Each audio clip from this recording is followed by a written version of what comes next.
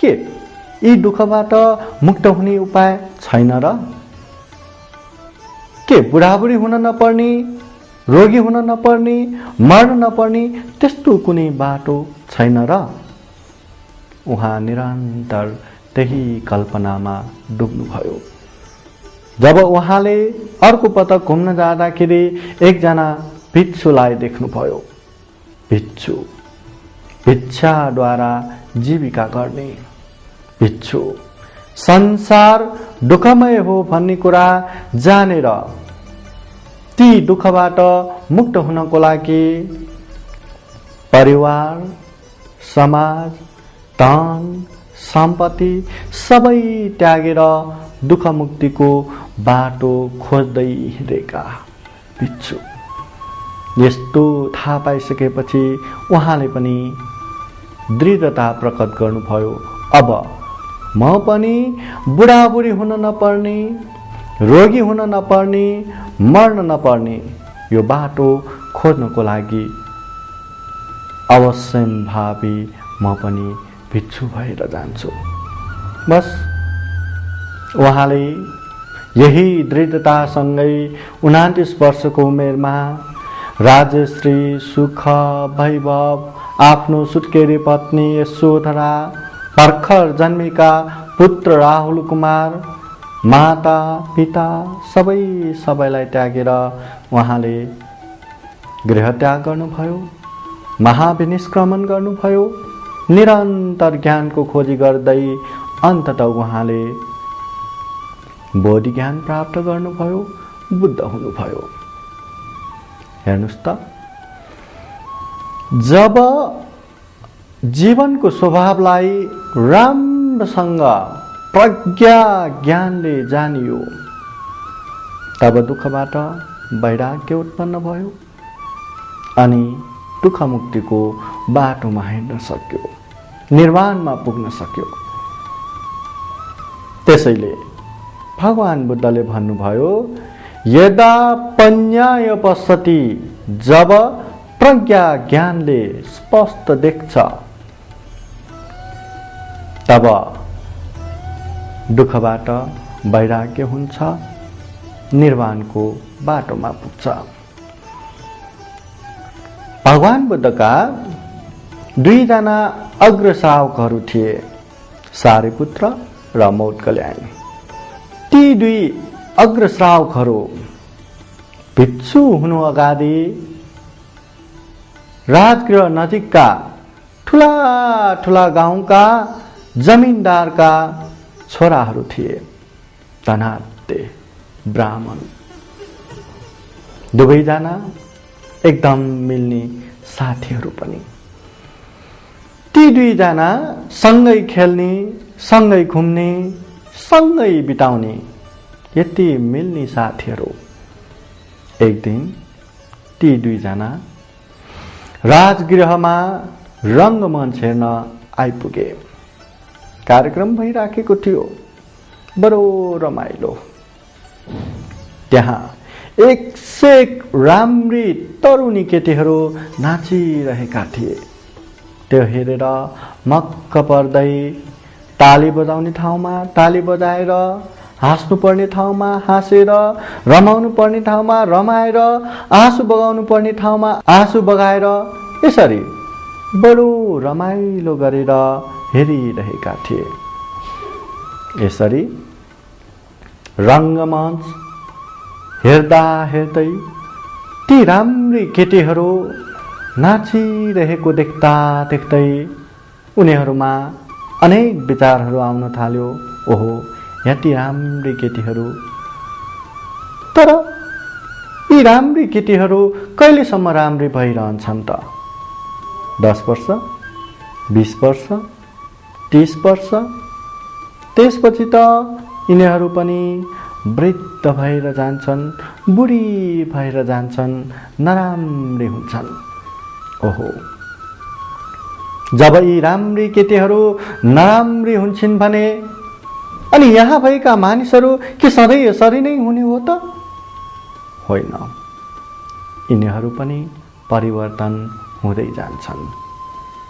कि त्यसो भए हामी हामी सधैँ यसरी राम्रो र बलियो हुने हो त? होइन, हामी पनि परिवर्तन हुनुपर्छ, हामी पनि बुढो हुनुपर्छ, हामी पनि नराम्रो हुनुपर्छ। ओहो, यस्तो जीवन परिवर्तन हुँदै जानुपर्ने, यस्तो अनित्य जीवन। ओहो, यस्तो अनित्य जीवनमा यसरी रमाइलो गरेर मोज मजा गरेर के गर्ने? भयो, उनीहरू दुईजना कुरा गर्न थाल्यो। भयो साथी, जाऊ। यस्तो दुःखमय, यस्तो परिवर्तनशील, यस्तो अनित्य जीवनमा यसरी रमाइलो गरेर मोज मजा गरेर के गर्ने? बरु जाउँ, अब हामी ज्ञानको खोजी गरौँ। जब अनित्य स्वभावलाई, जब परिवर्तन हुँदै जाने स्वभावलाई उनीहरूले भित्र ज्ञानले जाने, बुझे अनि ज्ञानको खोजी गर्न थाल्यो। ज्ञानको खोजी गर्ने क्रममा सबैभन्दा पहिला त सञ्जय परिव्राजकका शिष्य भए। जान्नुपर्ने, बुझ्नुपर्ने सबै शिक्षाहरू सिके, तर दुःखमुक्त हुन सकेन, सन्तुष्ट भएन। जब भगवान बुद्धको उपदेश सुने, श्रोतापति फल प्राप्त भयो, दुःखमुक्ति मार्गमा पुग्यो। भगवान बुद्ध कहाँ पुगेर भिक्षु बने, दुःखबाट मुक्त बने। सारिपुत्र जो प्रज्ञामा अग्रस्थान प्राप्त गरी भगवान बुद्धका अग्रश्रावक बने। मौद्गल्यायन रिद्धि चमत्कारिक शक्तिमा अग्रस्थान प्राप्त गरी भगवान बुद्धका अग्रश्रावक बने। भगवान बुद्धका दाहिने र बाहिने हात समानका यी दुई अग्रश्रावकहरू। यसरी ती दुई अग्रश्रावकहरूले दुःखबाट मुक्त हुने जुन ज्ञान प्राप्त गरेको, अथवा सांसारिक दुःखबाट वैराग्य भई रमाइलो गर्ने, मोज मजा गर्ने, यी यस्ता कुराहरूबाट अलग हुन सकेको कारण पनि अनित्यलाई जानेर हो। अनित्य स्वभावलाई भित्री ज्ञानले जानेर हो, बुझेर हो। हेर्नुस् त, हिजो मात्र एकजना सानो बालकलाई देखेका हुन्छौँ हामीले। हेर्दा हेर्दै हेर्दा हेर्दै त्यो बालक तुरुन्त कति बेला युवा भइसक्यो हामीलाई पत्तै हुँदैन। भर्खर जन्मेको बालकबाट युवा हुन्छन्, अर्धवयस्क अवस्थामा पुग्छन्, वृद्ध हुन्छन् अनि मर्छन्। यो अनित्य स्वभाव हो। बिहान राम्रो फुलेको फुललाई हेर्नुस् त, हेर्दै कति राम्रो, आहा। त्यो फुललाई टिपेर आफ्नो टाउकोमा लगाउने हो कि देवतालाई चढाउने हो कि यो गरौँ कि त्यो गरौँ कि। तर जब त्यही फुल दिउँसो साँझ हुँदै आएपछि ओइलाएर जान्छ, तब त्यसलाई मान्छेहरूले फालिदिन्छन्, कुल्चिन्छन्, मिल्काउँछन्। हेर्नुस् त, हाम्रो जीवन पनि यस्तै हो। जति राम्रो भने तापनि त्यो नराम्रो हुँदै जान्छ, जति बलियो भए तापनि त्यो अशक्ततातिर बढिरहेको हुन्छ। हाम्रो बाजेहरूलाई सोध्न जाउँ त, बडो मजाले हिजो जस्तै सानो बालक भएर खेलेको अनुभव सुनाउँछन्। हेर्नुस् त, कति अनित्य छ यो जीवन, अनित्य छ। त्यसैले त भगवान बुद्धले यो जीवनलाई सही रूपमा सदुपयोग गर्नको लागि निरन्तर अनेक अनेक उपदेशहरू दिइरहनुहुन्छ। भगवान बुद्धले एक समयमा यसरी पनि उपदेश दिनुभएको छ, अथिनं नगरं कतं मंसलोहितलेपनं यत्तजरा च मच्चु च मानो मक्खो च ओहितो। अर्थात् यो हाम्रो शरीर भनेको कस्तो छ? अथिनं नगरं कतं, यो हाम्रो शरीर भनेको त अस्थिपञ्जरको नगर हो, हाडको नगर हो